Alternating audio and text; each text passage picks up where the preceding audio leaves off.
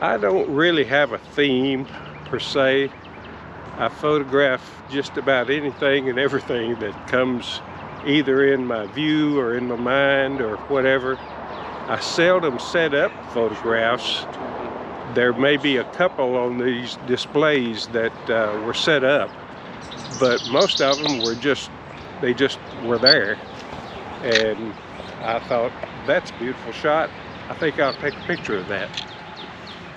Most everything that I make is handheld too. I very seldom use a tripod because it gets in my way. Well, the first one was of the Lightning, and it was made in Denver at the Air Force Base in 1964. But what caught my eye was this huge storm, and photographing it with a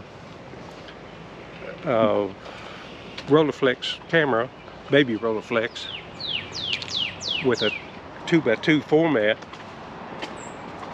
So, You're seeing the pretty pictures. well, thank you. Sorry. No, you're fine. That's great. They saw some pictures. I just set that one up with the fire hydrant in the front, keep off the grass sign, and it just hit me right. But there's others like this picture of the praying mantis that was on my car, and I thought, wow, he's looking right at me saying, what are you looking at? So I took a picture of him and did a close-up, and it turned out real well, I think.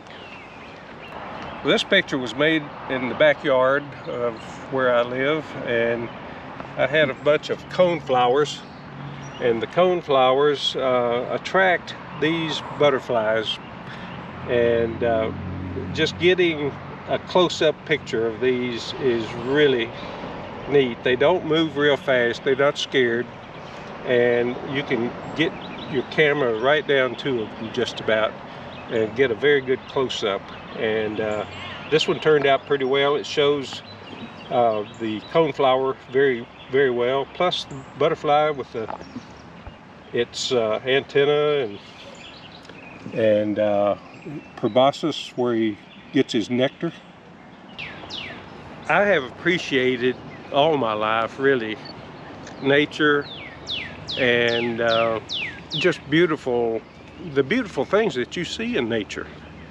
And it's just a matter of recording it.